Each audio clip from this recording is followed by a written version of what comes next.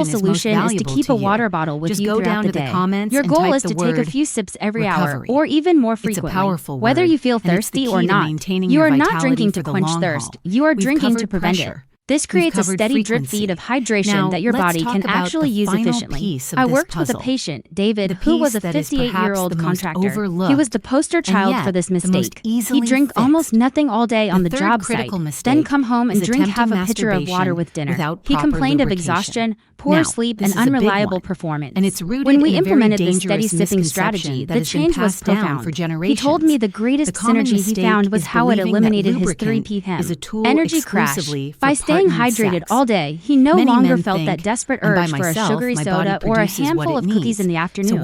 He broke the cycle of dehydration, leading to a sugar craving, which was harming his health even more. It was that small, consistent habit that not only fixed his sleep but also stabilized his energy and improved his loses vitality across the board. This brings us to our third common error, and this one is often born from the best of intentions. It's an attempt to biohack your body at the last second, but it almost always backfires. This is mistake number 3, the last-minute rush. Now, what is the last-minute rush? It is the habit of chugging a large amount of water. I am talking 1 or 2 big glasses right before a moment of performance. This could be right before you head out for a brisk walk, do some yard work, or, as is often the case with my patients, right before planned intimacy. It's a logic that seems to make sense on the surface. More water in equals more pressure out.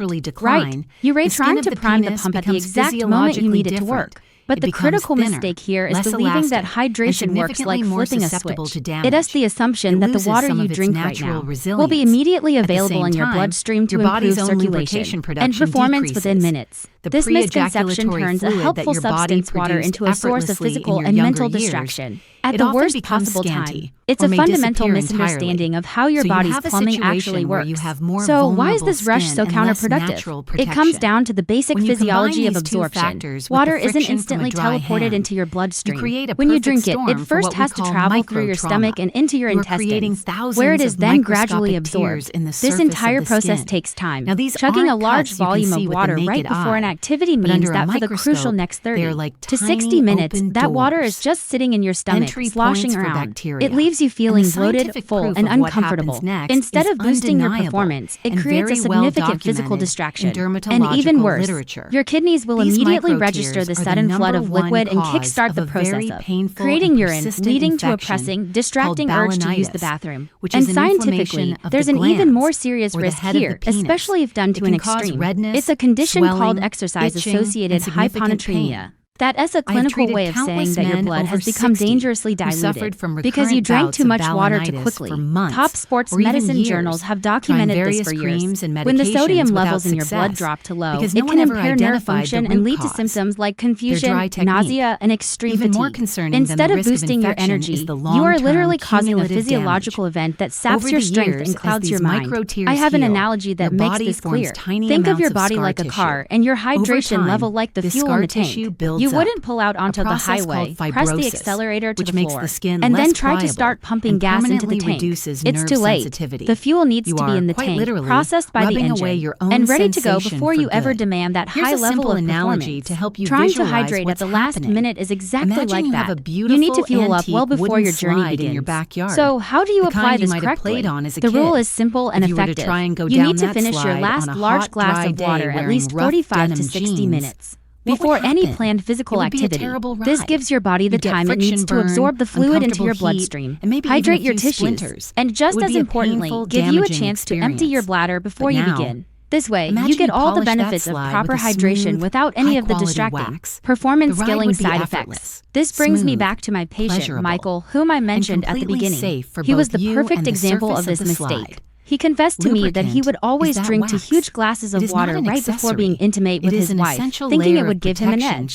He said what it really gave him was anxiety.